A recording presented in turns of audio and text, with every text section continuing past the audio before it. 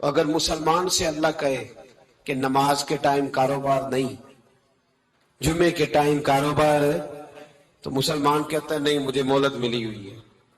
یہ تو اس وقت پتہ چلتا ہے نا جب بچے ڈیوٹی لگاتے، ہاں ہاں ہاں عذاب آتا ہے، اس وقت پتہ چلتا ہے۔ میں نے دیکھا یہ منظر، اس وقت پتہ چلتا ہے جب بچے کسی ملازم 6000 کے کی ڈیوٹی لگاتے، کہتے ہیں ابے کا دھیان رکھنا، ہم دکان پہ بیٹھنے لگے۔ پھر اسے سمجھ آتی ہے اگر میں نماز کے ٹائم مسجد میں ہوتا تو آج میری اولاد میری خدمت میں ہوتی۔ میں نماز کے ٹائم مسجد نہیں گیا تو بچوں نے 6000 کا ملازم اٹھایا ہے، ابا جی کا خیال رکھ، ایک نرس بلائی ہے تو خیال رکھ۔ کدھر ہوتے ہیں مسلمان نماز کے ٹائم؟ ایک عیسائی نے اعتراض کیا ہے، سنیں، وہ کہتا ہے مجھے لگتا ہے مسلمانوں کے 3 خدا ہیں۔ مسلمان اڑ گیا، کہنے لگا نہیں ہمارا تو ایک ہے، کہا نہیں 3 ہے، معاذ اللہ استغفر اللہ ہمارا ایک ہے، کہنے لگا نہیں میں ثابت کرتا ہوں، ایک تمہارا خدا 5 نمازوں کا ہے، ایک رمضان کا ہے، ایک عید کا ہے، لگتا ہے معاذ اللہ عید والا زیادہ تگڑا ہے تم زیادہ آتے ہو، رمضان والا لگتا ہے اس سے کچھ کمزور ہے تم تھوڑے آتے ہو، اور 5 نمازوں والا شاید سب سے کمزور ہے۔ بات عقل کی ہے کہ نہیں؟ اس نے اعتراض ٹھیک کیا، تو مسلمان کو چاہیے نا خیال کرے۔ ایک یہودی نے لکھا تھا، اس نے کہا تھا جس دن مسلمانوں کی تعداد فجر کی نماز میں اتنی ہو گئی جس دن جمعے جتنی جمعے میں ہوتی ہے، اس دن نہ کوئی یہودی سازش کرے گا نہ کوئی عیسائی تلوار نکالے گا۔ شرط یہ ہے کہ یہ اسی طرح فجر پڑھنے ہیں جس طرح جمعہ پڑھنے آتے ہیں، تو پھر کوئی شخص بھی ان کو کسی جگہ شکست دے سکتا تو اپنے ہمارے گناہ ہمیں پریشان کر دیں۔ یہ جتنی آزمائشیں ہیں ان کے پس منظر میں گناہ ہیں۔ ہماری زندگی کے اندر جتنی تکلیفیں، ہماری پریشانیوں کا سبب ہم خود ہیں۔ بہت ساری جگہوں پہ ہم غلطی کرتے ہیں، اس کی ہمیں سزا ملتی، غلطی کی سزا۔ ایک نوجوان نے مجھے بڑی گہری بات سنائی، میرا قریبی تعلق تھا، کہنے لگا گھر میں بڑا مسئلہ ہے، بڑی پریشانی ہے، ماں اور بیوی کا ماحول اتنا سخت ہو گیا ہے کہ نمٹ نہیں سکتا۔ آپ یقین کریں میں نے ڈیٹیل سے ساری چیز کو سٹڈی کیا، میرے پاس اتنا وقت نہیں ہوتا، پھر بھی میں نے اس فیملی کو پورا پڑھا تو غلطی نوجوان کی نکلی، نہ اس پہ اماں اعتبار کرتی ہے نہ بیوی اعتبار کرتی ہے۔ اس نے جھوٹ بول بول کے اس طرح کی ماحول پیدا کر دیا ہے کہ کوئی اس پر اعتماد کرنے کو تیار ہے۔ اگر آپ ناراض نہ ہوں تو ایک بات کروں، پتہ ہے گھر میں ماحول کب خراب ہوتا ہے؟ باہر والے ہماری تقریر سنتے ہیں، گھر والے ہمارا عمل دیکھتے ہیں۔ جب وہ دیکھتے ہیں نا کہ یہ کس طرح کا شخص ہے، اس کے رویے، اس کا کردار، اس کا لب و لہجہ کتنا برا ہے اور یہ کردار کا کتنا کمزور ہے۔ اعلیٰ حضرت فرمایا کرتے تھے نیک وہ ہوتا ہے جس کی تنہائی صاف ستھری ہوتی ہے، اس لیے ماحول بگڑ جاتا ہے۔ یہ جو ہم کہتے ہیں نا میرے سجن بڑے بنتے ہیں پھر ٹوٹ جاتے ہیں، کچھ لوگ ایسے ہوتے ہیں جو ان کے پاس جاتا ہے انہی کا ہو جاتا ہے، وہ کہیں اور کے قابل کیوں بلا؟ اس لیے کہ ان کے کردار میں ٹھنڈک دیکھتا ہے، ان کے لب و لہجے میں مٹھاس دیکھتا ہے، اس شخص میں اتنی خوبصورتی دیکھتا ہے کہ اسی کا بن جاتا ہے۔ حضرت ابراہیم بن ادم کے پاس ایک نوجوان آیا، کہنے لگا میں گناہ کرنا چاہتا ہوں، فرمانے لگا بالکل کر، اللہ کا دیا ہوا رزق کھانا چھوڑ دے اور گناہ کر۔ کہنے لگا یہ نہیں ہو سکتا، فرمانے لگے چل پھر اس طرح کر، رب کی زمین پہ نہ رہ، کسی اور کی زمین پہ چلا جا۔ کہنے لگا یہ بھی نہیں ہو سکتا، فرمانے لگے چل اللہ کی چھت سے نکل جاؤ۔ کہنے لگا یہ بھی نہیں ہو سکتا، تو آپ رو پڑے۔ فرمانے لگے پھر جناب اسرائیل جب آئیں تو ان سے کہنا مجھے 2-3 سال کی مہلت دے دے، پچھلی میری گناہوں میں گزر گئی، میں ذرا 3 سال عبادت کر لوں۔ تو وہ شخص بھی رونے لگا، کہنے لگا حضور وہ مہلت نہیں دیتے، وہ جب لینے آتے ہیں تو پھر لے کے اللہ تعالیٰ نے جب انسان بنانا چاہا نا تو جناب جبریل کو کہا مٹی لے کے آ زمین سے۔ حضرت جبریل نے مٹی پہ ہاتھ ڈالا تو باقی کی مٹی رونے لگ گئی، اسے جدا نہ کر، تو جناب جبریل چھوڑ کے چلے گئے. حضرت میکائیل کو بھیجا, مٹی لا, مٹی پہ ہاتھ ڈالا تو باقی کی مٹی رونے لگ گئی, چھوڑ کے چلے گئے. جناب اسرائیل کو بھیجا, مٹی پہ ہاتھ ڈالا تو باقی کی رونے لگ گئی, چھوڑ کے نہ جاؤ. تو حضرت اسرائیل فرمانے لگے تیرا رونا دیکھو کہ رب کا حکم دیکھو. وہ لے گئے, جب پیش کی تو رب کریم نے فرمایا اسرائیل جان نکالنے کی ڈیوٹی بھی تیری, تو مٹی کو لے آنا, باقی مٹی روتی بھی رہے تو روتی رہے, جب میرا فیصلہ آ جائے تو پھر اس میں کوئی گنجائش. ہم کھاتے بھی اللہ کا ہیں, نافرمانی بھی اس کی کرتے, زمین پہ بھی اس کی چلتے ہیں, نافرمانی بھی اس کی کرتے, حکم کسی اور کا مانتے ہیں, چھت پہ رب کریم کی رہتے. اس طرح نظام نہیں چلتا. میرے بھائی یاد رکھ لو, گناہوں کی سزا ملے گی, زندگی تنگ ہو جائے, یہاں بھی آزمائش ہوگی اور وہاں بھی. میں نے درس میں کہا تھا, پھر بات کہتا ہوں, یہ میں اپنے لیے کہہ رہا ہوں, توجہ ہے میری بات پر.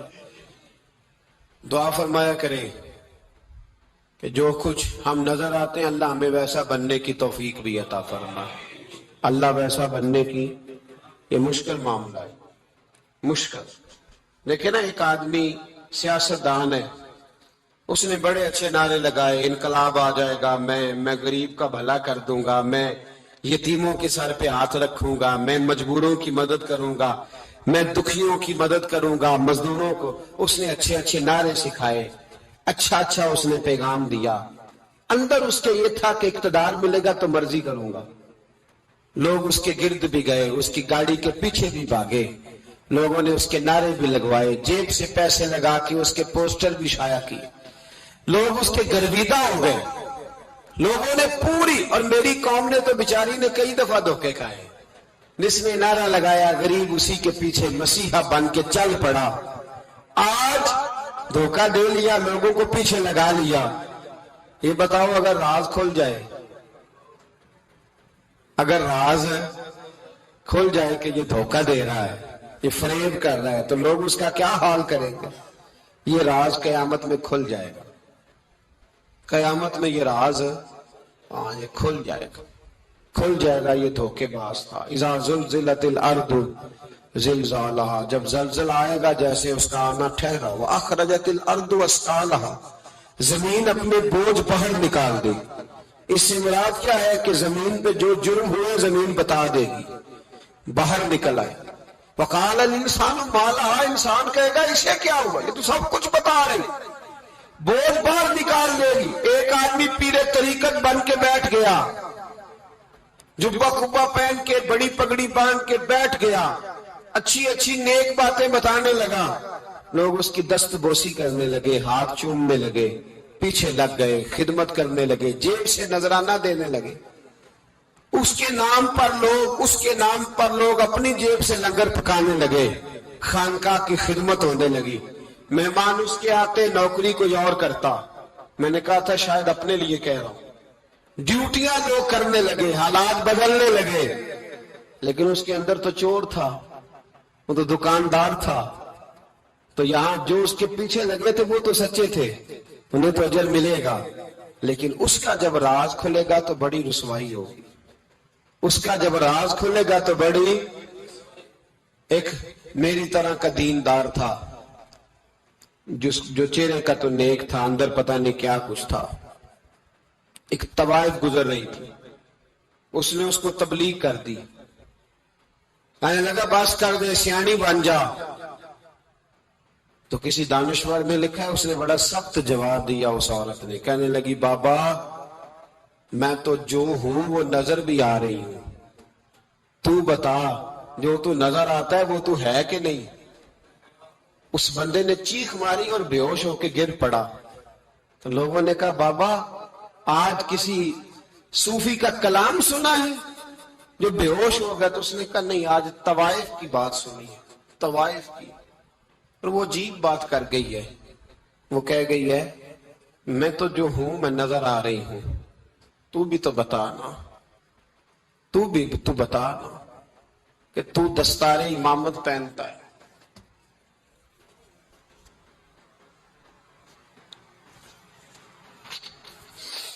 تو بتا, تو جو کہلاتا ہے تو وہ ہے کہ نہیں. یہ وقال الانسان مالا، یہ راز قیامت میں کھلے گا۔ ہم جو کچھ بتا رہے ہیں نا اپنی زبانوں سے، ہمیں اپنے گناہوں کا احساس ہونا چاہیے۔ ایسا نہ ہو کہ جب سزا ملے تو پھر اس طرح کی ملے کہ دوبارہ کسی کو کوئی منہ دکھانے کے قابل نہ رہے۔ میرے بھائی یاد رکھیں اور سمجھیں، گناہ انسان کی زندگی کو تنگ کرتے ہیں۔ میرے نبی پاک علیہ السلام نے فرمایا جب تو جھوٹ بولتا ہے تو تیرے فرشتے کرامن کاتبین سائیڈ پہ ہو کے کھڑے ہو جاتے ہیں، جب تو زنا کرتا ہے تو تیرے اندر سے ایمان نکل جاتا ہے۔ اور نبی پاک علیہ السلام نے فرمایا جب میری قوم میں ناانصافی عام ہو جائے گی تو قتل بھی عام ہو جائے گا۔ اور سن لو لکھ لینا یہ حدیث دل کی تختی پر، نبی پاک علیہ السلام نے فرمایا جب میری قوم میں بے حیائی اور بدکاری عام ہو جائے گی تو 2 سزائیں اللہ دے گا۔ ایک تو جوان موتیں آئیں گی، جوان بچے کچھ بھی نہیں دیکھا چلے گا، اور دوسری سزا اللہ یہ دے گا کہ ایسی بیماریاں آئیں گی جن کا علاج نہیں ملے گا، ایسے امراض پھوٹ پڑیں گے۔ اگرچہ میں آپ کو ایسی تقریر بھی سنا سکتا تھا جس پہ آپ بہت زیادہ محظوظ ہوتے، پر میں نے اس جمعے میں ایسا موضوع چنا ہے جس کا ہمیں خاص ضرورت ہے۔ بھائی دیکھیں تو صحیح کہیں ایسا تو نہیں کہ ہم ان عیبوں میں مبتلا ہیں۔ میرے نبی کریم علیہ السلام نے فرمایا جب تم نیکی کا حکم دینا اور برائی سے منع کرنا چھوڑ دو گے پھر اللہ تم پر ظالم حکمران مسلط کرے۔ اور اگلے لفظ اس سے بھی زیادہ سخت ہیں، محبوب فرمانے لگے پھر تمہاری نیک لوگ دعائیں بھی کریں گے تو اللہ وقتی طور پر ان کی دعاؤں کو بھی قبول نہیں فرمائے گا، اس لیے کہ تم لوگوں نے نیکی کا حکم دینا اور بھلائی سے روکنا چھوڑ دیا۔ عزیزو یاد رکھو جب گناہ عام ہوتے تو پھر حالات بدلتے اور لوگوں کو سزا ملتی ہے ان کے گناہوں کی، بلکہ یہاں تک لکھا ہے کہ نیت خراب ہو تو سزا شروع ہو جاتی۔ کیا خراب ہو؟ بولیے گا۔ نیت بھی خراب ہو تو سزا۔ حضرت رومی کہتے ہیں کہ ایک بادشاہ کو پتہ چل گیا کہ ایک آدمی نے بڑا اچھا باغ لگایا ہے، خوبصورت باغ ہے، مالٹے کا کنوں کا باغ بڑا پیارا۔ بادشاہ نے کہا ذرا جا کے دیکھتا ہوں۔ بادشاہ سلامت باغ دیکھنے آئے تو اب وہ مزدور آدمی تھا، عام آدمی تھا جس نے باغ لگایا، کسان تھا، اس کو کہا کہ چند کنوں توڑ کے لایا تو بڑے پیارے لگے، ایک دو اور لایا، کھائے، بڑے میٹھے، بڑے پیارے، بڑے توانا، بڑا مزہ آیا۔ تو بادشاہ کے دل میں خیال آیا کہ اس پہ قبضہ نہ کر لوں باغ پہ۔ ہمارے یہاں نا کرائے پہ دکان دیتا نا مالک، تو جب کسی غریب کی چل جاتی ہے کہتا ہے تو خالی کر، میں نے خود ڈال لی ہے، چل گئی نا اس کی۔ حالانکہ رزق اپنے اپنے نصیب کا ہے، رزق اپنے اپنے نصیب کا ہے، جس کو اللہ تعالیٰ چاہتا ہے عطا کرتا ہے۔ تو اس کو کہا کہ اور توڑ کے لا، اور دل میں خیال ہے کہ یار اتنا اچھا باغ ہے قبضہ کر لیتے ہیں، ہماری حکومتیں قبضہ کر لیتی ہیں کہ جو چیز اچھی لگ جائے۔ اب وہ کسان 2-3 کنوں توڑ کے لایا، اس نے کھائے تو کھٹے نکلے، ترش تھے۔ کہنے لگا تجھے کیا ہو گیا ہے؟ تو بندہ بڑا صاحب دل تھا، کہنے لگا میں تو ٹھیک ہوں، آپ اپنی نیت سے پوچھیں کہیں خراب تو نہیں ہو گئی۔ تو کنوں میں بھی اس کا اثر آ گیا ہے، اپنی نیت، تو نیتیں بگڑ جائیں نا نیتیں۔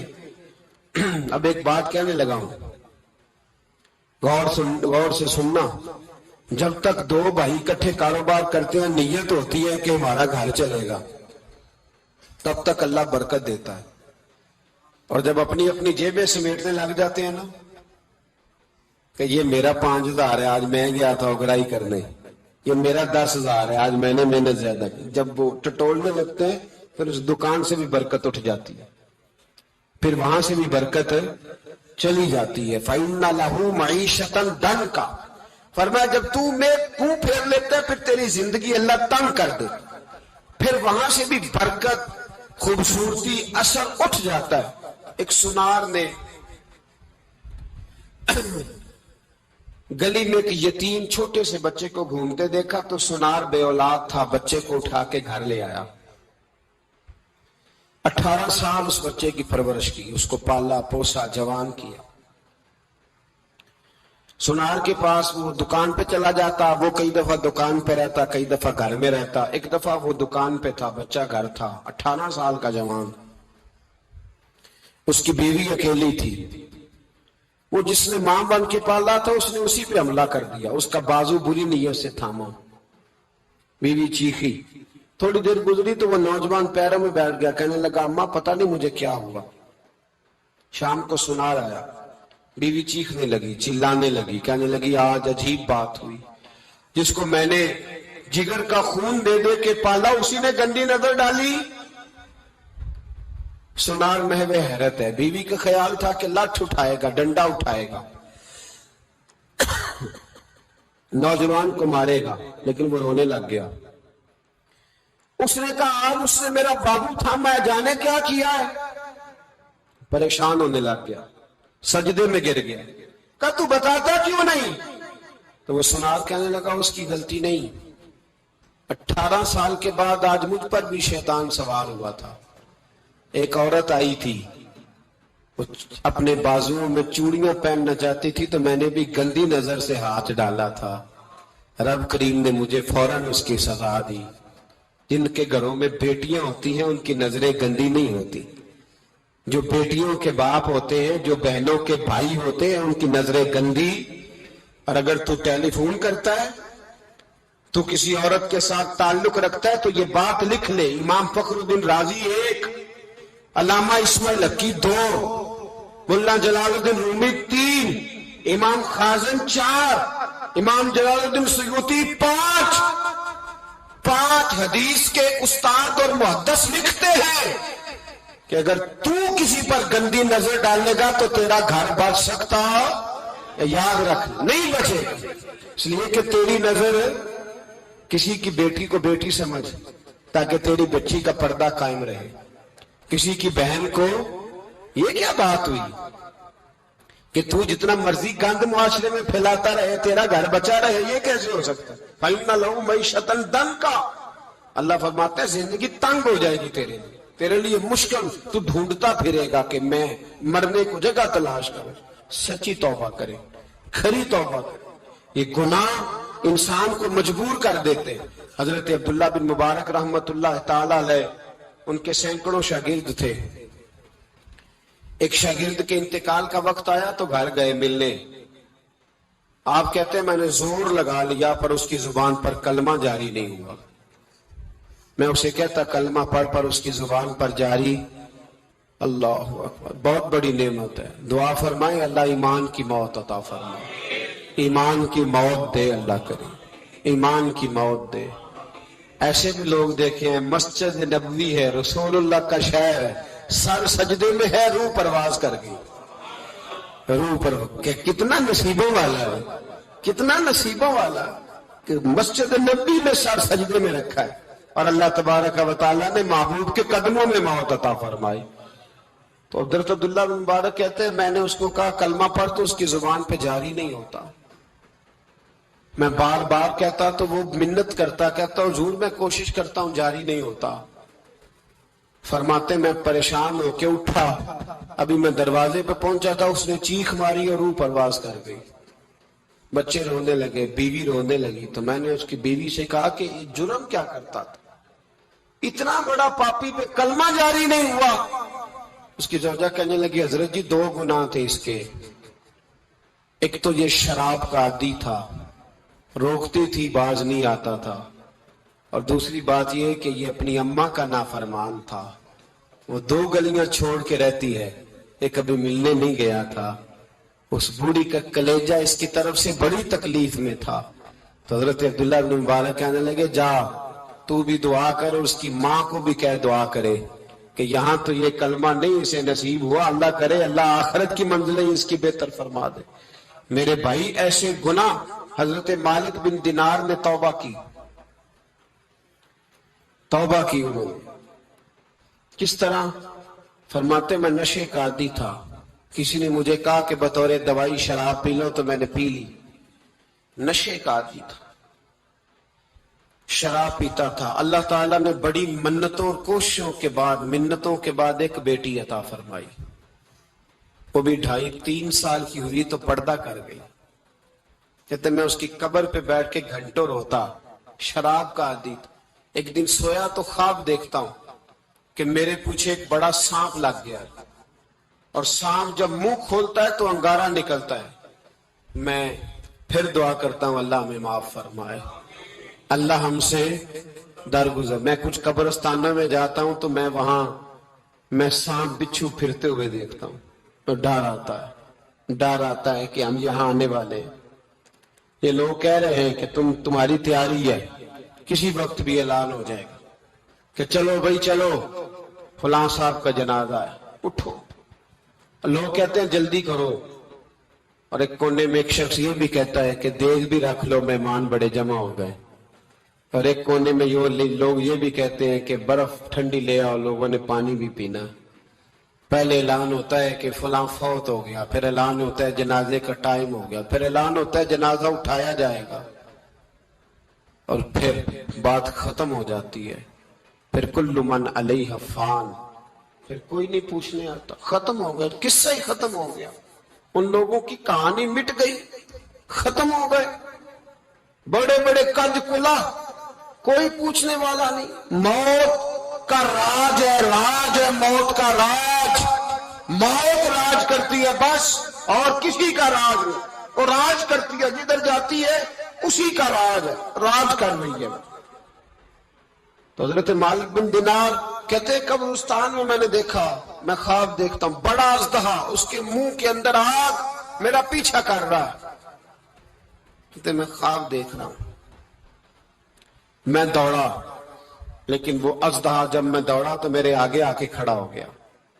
میں مشرق کو دوڑا تو وہاں بھی آ گیا، مغرب کو دوڑا تو وہاں بھی آ گیا. جناب مالک بن دینار کہتے ایک بوڑھا شخص کمزور مجھے بچانے آیا، پر اس اژدہا نے پھونک ماری تو وہ بوڑھا آدمی دور جا گرا. کہتے میں چیختا تھا، چلاتا تھا. ایک پہاڑی پہ میں بھاگا گیا تو وہاں مجھے میری بیٹی ملی، مجھے فوت ہو گئی. وہ اس اژدہے کے آگے اس نے یوں ہاتھ کیا تو اژدہا پیچھے بھاگ گیا. میں نے بیٹی کو گود میں اٹھایا، میں نے کہا بیٹی یہ کون تھا؟ کہنے لگی ابا یہ تیرا برا عمل تھا، یہ تیرا برا عمل تھا، یہ تجھے کھا جاتا اگر میں نہ ہوتی.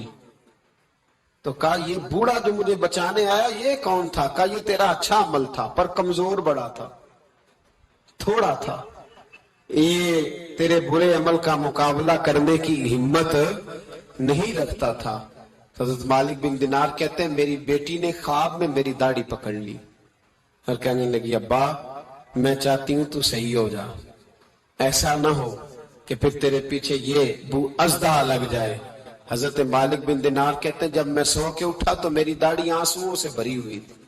پھر اس کے بعد میں نے توبہ کی، اس طرح کی توبہ کی کہ پھر میں نے کوشش کی کہ دوبارہ میں اپنے رب کی نافرمانی نہ کروں. حضرت عبداللہ ابن عباس فرماتے تھے جو دنیا میں ہنس ہنس کے گناہ کرتے ہیں نا، ہنس ہنس کے جھوٹ ہنس ہنس کے بولتے، ہنس ہنس کے لوگوں کی غیبت کرتے، فرمایا یہ جو تمہیں ہنس ہنس کے گناہ کرتے نظر آتے ہیں ان کا رونا قیامت میں دیکھا نہیں جائے، ان کے آنسو قیامت میں دیکھے نہیں جائے. جو ہنس ہنس کے گناہ کرتے یہ روئیں گے. فَلْيَضْحَكُوا قَلِيلًا وَلْيَبْكُوا كَثِيرًا. رب فرماتا ہے زیادہ رویا کرو، کم ہنسا کرو. نبی پاک علیہ السلام روتے تو صحابہ کہتے حضور آپ اتنا کیوں روتے ہیں؟ تو محبوب فرماتے جو میں جانتا ہوں وہ تم نہیں جانتے. بھائیو قبروں میں اکیلے جانا ہے، کبھی غور کرنا اکیلے، کوئی بندہ ساتھ حساب دینے نہیں جائے گا. اماں بڑا پیار کرتی ہے لیکن قبر میں کبھی کوئی ماں بھی ساتھ دفن نہیں ہوتی. اپنا اپنا حساب دینا مشکل وقت ہے، حساب کر لینا چاہیے، تیاری کر کے رکھنی چاہیے. گناہ اگر یہاں ہماری زندگی کو تنگ کریں گے تو وہاں بھی ہمارے لیے مشکلات پیدا کریں. نبی کریم علیہ السلام نے فرمایا ہے کہ اللہ بڑا مہربان ہے، اللہ بڑا کریم ہے، اللہ بڑا ستار ہے.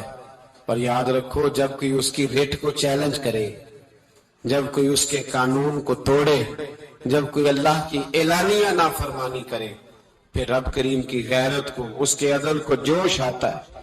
توبہ کرے سچی، مسجد کی حاضری دے پابندی کے ساتھ. میری آپ سے ہمیشہ یہ گزارش رہتی ہے کہ مسجد کی حاضری پابندی سے دے. میں اپیل کرتا ہوں داڑھی رکھ لے، یہ میرے نبی کا طریقہ ہے صلی اللہ تعالی علیہ. واپس آ گئے.